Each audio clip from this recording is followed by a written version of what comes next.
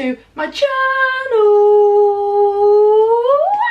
So my video today is about the things that my ADHD has robbed me of, and it has robbed me of many different things. And the word rob, yeah, it might be a little bit too strong, or it might be kind of out of context. People might take it out of context, but the thing is, this is how I feel, and I personally feel that the word robbed is very accurate to my experience. So I don't know if the word robbed is an international word and means the same thing for everybody else, like internationally. So the word robbed in the UK kind of means taken without consent, like just taken away from you, and you can't take it back. It's just been taken from you, like a kidnapped. It's been kidnapped from you. It's been taken without your consent, and that is like how I feel about my ADHD. It's taken a lot of things from me without me consenting to it, because the thing is, it's just done it. It's just how ADHD has worked for me, and I just want to share my experiences with you guys. So yeah, let's just jump straight into this video.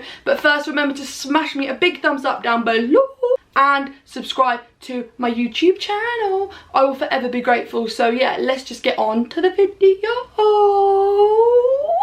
So the first one I have spoken about before, and that's my education. I've spoken about my experiences with being in a pupil referral unit. I've spoken about my experience of being excluded, you know, teachers treating me differently, behaviour challenges. I've spoken about that in previous videos. You know, if you're interested in that, then, you know, if you just scroll down my video page, you'll see some videos. But I feel like my ADHD robbed me of my education. I feel like I didn't get the chance to enjoy, to experience education for what it is. I just believe ADHD took that away from me, and I feel really like, you know, it hurts because I feel like it's taken a whole chunk of my life away and ripped it from me, and I didn't get given a fair chance in education because of my ADHD.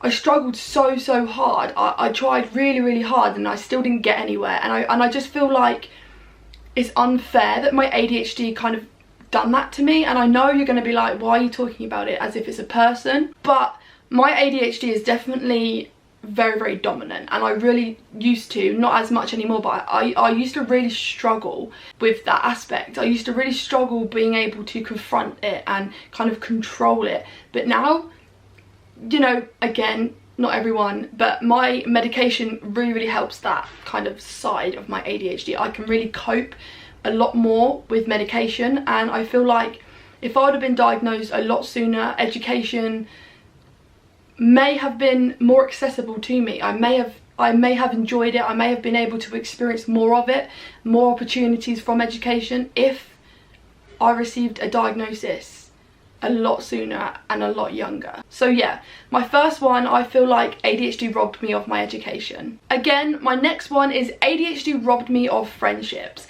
And again, I've got other videos out there to explain my experiences with friendships, my hardships with friendships, my difficulties. I've explained that, so I don't want to bore you guys that have religiously kind of watched my videos throughout the 2 years that I've been making them. But I definitely feel that ADHD has made maintaining friendships very difficult for me, and it has definitely robbed friendships from me. I've never been able to enjoy friendships. I've always felt not good enough.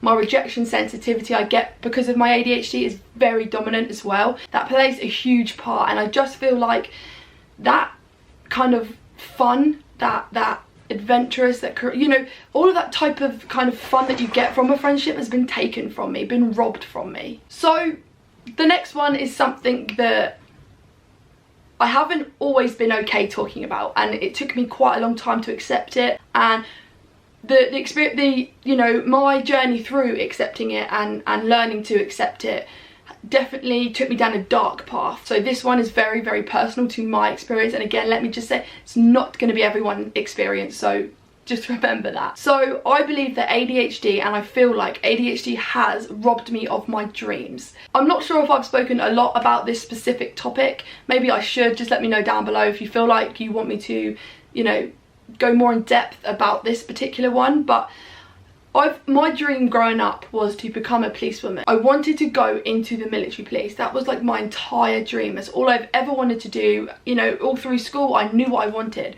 I wanted to go in the police. I'm going to go do this at college after school. Like, I knew what I wanted, and I was very set on my dream career. And not just a dream career, but my dream to, I want to travel the world, my dream to go to music festivals, you know, have friends. And my whole dreams, I feel like, have been sabotaged, and kind of like I've had to sacrifice them because of my ADHD. They robbed me of them dreams, because even though I know some may say that you can still do them, but just please remember that my experience is different from yours, and my ADHD is very, very, very severe. Like, it's affected me in many different ways, not just my dreams, but relationships, friendships, sex life, family, siblings, education, employment.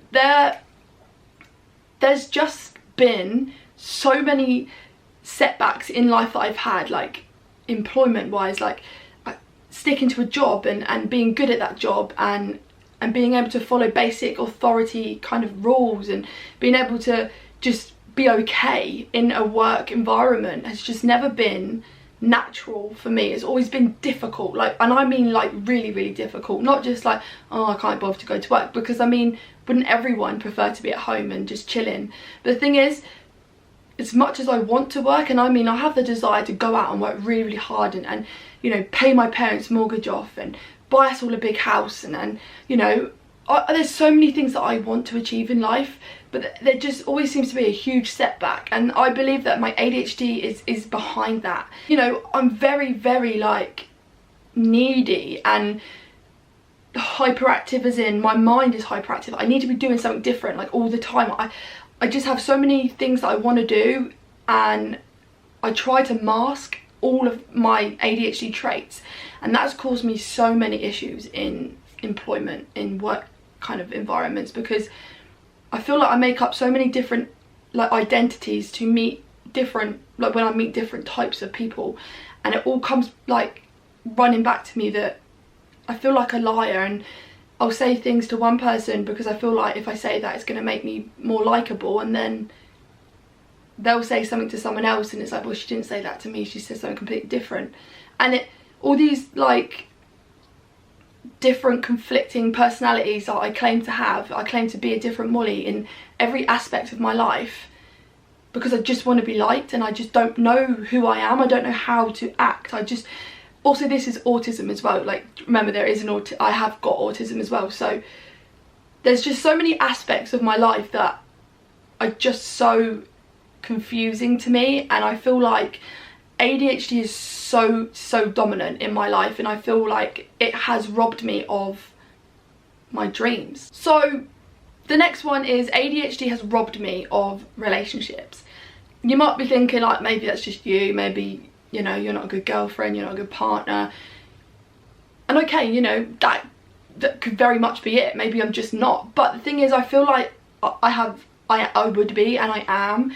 And I feel like there's things in my life that I'm not going to talk about because I don't need to. This is the internet. I don't want to put it all online, but there's things in my life that ADHD has impacted hugely, and I feel like not knowing who I am, as in not being comfortable in my ADHD, not being comfortable having autism, kind of not accepting these diagnoses, because I have so many kind of unrealistic expectations of who I should be and how I should act, that I just feel very uncomfortable being around people that I feel could easily reject me, easily fall out of love with me, easily cheat on me, easily hurt me.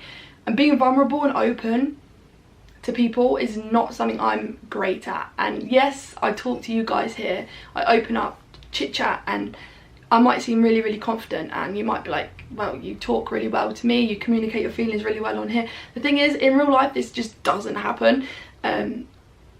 So talking to a camera is like a bit of therapy for me. It's why I really enjoy doing what I do, but it's really difficult for me to allow people into my life in real life. I find it very, very difficult to allow myself to be vulnerable around people, because I'm very scared to trust people, and I feel like because I've always been made to feel not good enough, or always made to feel like kind of like always behind other people, you know, like maturity wise, kind of like grades wise, like everything. I always just feel behind in life. I just don't feel like I can catch up, and I feel like that again is a very hard thing to deal with. So I just touched up on this one quickly a minute ago about employment. Again, I think ADHD personally has robbed me of employment, dream careers, you know, stuff like that. Like, there's just like, I would love to go to university and I'd love to become a teacher now. Like, that is something I would love to do, is become like a SEN teacher or like an SEMH teacher, you know, social, emotional, mental health like teacher, or a behaviour psychologist. I would absolutely love that. But I just feel that if I go back into education, that I'm just going to slip into how I was at secondary school and college and primary school, and I feel like I just won't thrive in that environment, and I just feel like maybe that's just not for me, and I feel like that's given me more of a kind of reason not to do it, because I've been there, done it before, and I failed before, and I just don't know whether that is something I'm ever going to do. Maybe not. But because of like my past experiences, employment has been difficult, because a lot of the kind of careers that I want to go into, you need a degree, you need, like, you do generally need qualifications. Like, I don't even think you can become a teacher without a qualification, like teaching degree or a master's degree. I don't know, too scared to ask because I don't like communicating.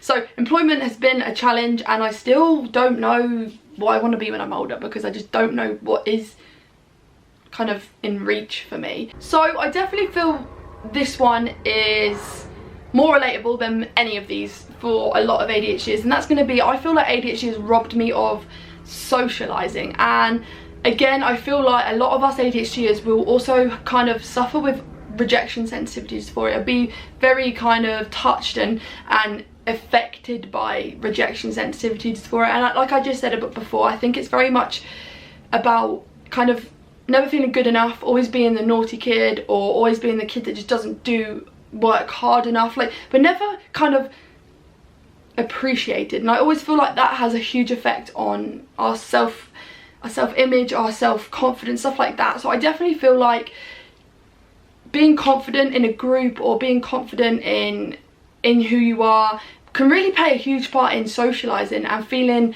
confident and all of that kind of stuff, to be around other people, be in groups and enjoy being in friendships. And I just generally feel like socializing has been robbed from me, because my, you know, ADHD definitely makes me very marmitey.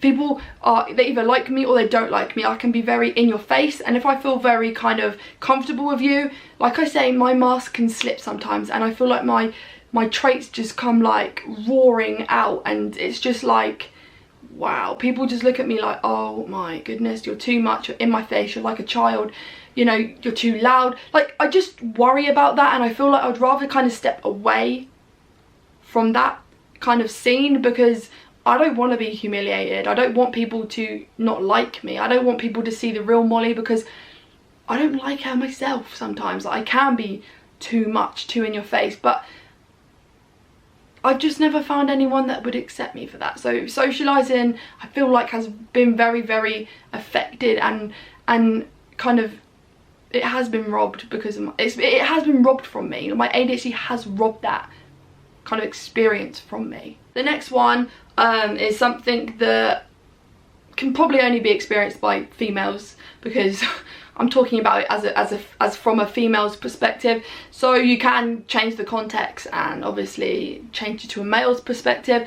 But this one is definitely something that I have struggled with massively, and it has caused major meltdowns, depression, and it triggers a lot of feelings for me. So I'm not going to like talk too much about it, because I don't want to make this an upsetting video. Like, I just don't. This is just meant to be a video where I explain how I feel about my ADHD, like kind of like how it's affected major aspects of my life. So personally, I feel like ADHD has robbed me of the ability to be a good sister, a good friend, a good diplomat, you know, a good employee. It has really made me just feel like I'm not a good person, like I'm just not up to par with everyone else, like I'm not good enough. It's made me feel like, you know, I shout at my sister, I get easily irritated at my parents, you know, I cause my parents so much stress and heartbreak and probably disappointment too, and it kills me to feel like that.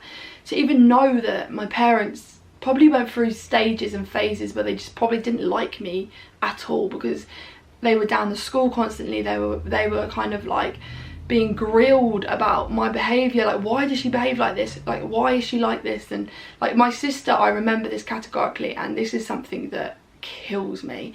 My sister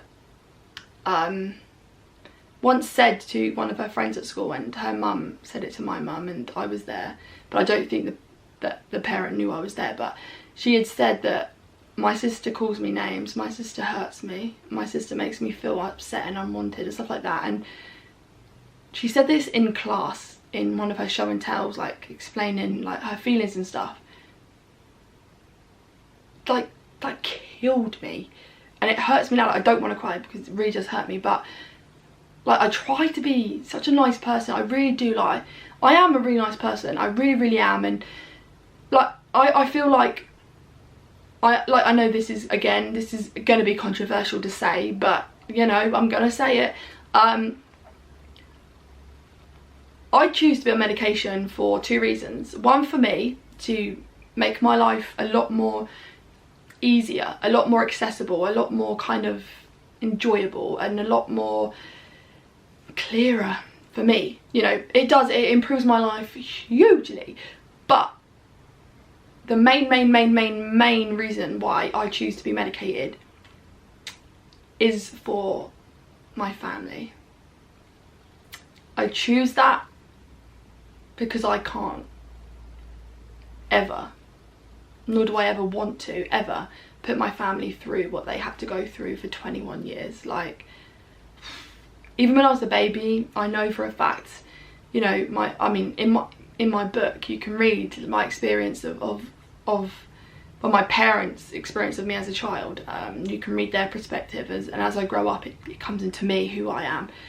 But my parents probably just couldn't enjoy me as a child because I was so difficult, I was so just challenging, like needy, and just I don't know, but you know, I did make my parents' life a misery. They won't probably admit it, but I know that I did. I know I made it difficult, and I know they didn't enjoy raising me, probably. I know, like I just said, I know my sister struggled with me, and I hurt my sister in many aspects, you know, not physically, but just verbally and kind of like, I suppose emotionally too. Like, it was just, I don't know, I mean, I am a good person, and that's all I ever want to be. Like, I really do. I try my best to be the best version of Molly every single day. I always try to be kind, empathetic, passionate, and treat others how I wish to be treated all the time. And people reciprocate that. Like, all my family have always been so loving, accepting, like everything of me. They just love me for who I am, and I'm so lucky for that. But growing up was difficult for them, for me, like for all of us. But I know my family had a particularly hard time. For me, it was probably not as difficult because I didn't know, but my parents had to parent me, had to shout, scream, yell at me and discipline me, and none of it ever worked. And they probably felt such kind of like failures because everything was just not okay. Like, things worked for my younger sister but did not work for me. And I just know, like, through talks, conversations and everything like that, that it was not as enjoyable to raise me as it probably was my sister. It was just constant arguments all the time, and like family days out I ruined because if I didn't want to do something, I wasn't going to do it, or my mood would change instantly when I got tired, when I was trying to communicate how I felt but I didn't know how I felt, and I'd get angry, irritated, frustrated, take it out on my dad. And yes, not just verbally, like I did hurt my dad, like physically, you know, because I got so aggressive and so like uptight and just, I don't know, like it was just a crazy and horrible time. So I choose to take medication to stop, like I don't want my family to feel like that. And I do it because I know that even just these 2 years that I've been diagnosed, the huge relationship bond that we've all got has greatly improved because I'm on medication. I've learned ways to cope, and I've learned who I am. I've learned that actually I have ADHD, and it's not an excuse. I should never shout, scream, swear or anything at anyone, because nobody deserves that. So I've learned to communicate how I'm feeling a lot better, because I know, yes, I have ADHD. Yes, I am going to find a lot of situations very, very difficult, more than my neurotypical sister. But that doesn't mean that it's okay for me to treat others like I did. So I do, like, medication helps me feel balanced in that kind of area of my life, and I choose to take medication for those 2 reasons, for myself and for my family. Yeah, so I just feel like ADHD has robbed me of the ability to be a good daughter, granddaughter, sister, diplomat, and just everything basically. It has robbed me of a lot of things, and this video isn't meant to be upsetting or depressing. It's just meant to show a side of ADHD that isn't kind of trendy or cool, that these, you know, some TikTok creators make fun videos to try and make ADHD look, I don't even know, but some of it really infuriates me, because ADHD isn't a positive in my life, and I just want to share my side of this, because it's never been a positive. Actually, it's caused hell for my family and for myself. So I just wanted to share my experience with that, because it's not, you know, it's not often that people are willing to admit that they've ruined family days out, they've tore their family apart, because I did. My family, my parents nearly divorced because of me, because my dad couldn't cope, and my mum obviously would never give up on me, but my dad was at the stage where was like, that is enough, like, I can't cope. And it tore this family apart, because it just did, and I can't tell you why, because I don't know. But obviously I had ADHD growing up, and I have it now, and obviously it being undiagnosed probably was a huge contributor to that. And maybe if I got diagnosed a lot younger, maybe the effects that it had on me may not have been as negative, and I might be able to sit here and tell you, oh yeah, there's positives of ADHD, maybe. But the thing is, I can't, and I respect people that, you know, that do see that, like, and I respect people's opinions and views on this particular matter, and I totally feel like, you know, you're entitled to feel how you feel. I'm entitled to feel how I feel, and if this is your way of coping, and if you can see the positives of ADHD, mate, go for it. I'm so happy for you, and yeah, continue doing that. But I just want to say, not everyone's lucky enough to experience the positive sides of ADHD, and I just really want to put it out there that you should never push positivity, and in my eyes it's toxic positivity. You should never push your views on others, nor do I do that. Like, I do not do that to anybody. Like, if you don't agree with it, that's cool, but that doesn't mean I have to agree with you. Like, your opinion isn't right, nor is mine. It's an opinion, it's not a fact. And I just really want others to realise that when I create content, I don't do it to make people with, like, me or my fellow ADHDs look bad. I'm doing it because the thing is, if you went to the doctor and said, oh my god, I have so many positives of my life, like, you know, I'm feeling very creative, I'm very hyperactive, I'm this, I'm that, the doctor's going to look at you like, yeah, so what's the problem? If you see it as a positive, what is the problem? But I didn't go to the doctor because I found it, you know, positive. I went to the doctor because I was struggling, and the doctor could see that, and if I didn't tell them about my hardships, they would never have known what I have. So yeah, I just want to say thank you so much for watching, and I really appreciate all your engagement, all of your content support, all of your love, your kindness, your generosity, all of that. I really do appreciate that. So yeah, I really hope that you continue to watch me, and I don't know, yeah, whatever, I don't even know, but just remember to like and subscribe down below, and yeah, I appreciate that, and thank you, and I will see you next time. Bye. Yeah.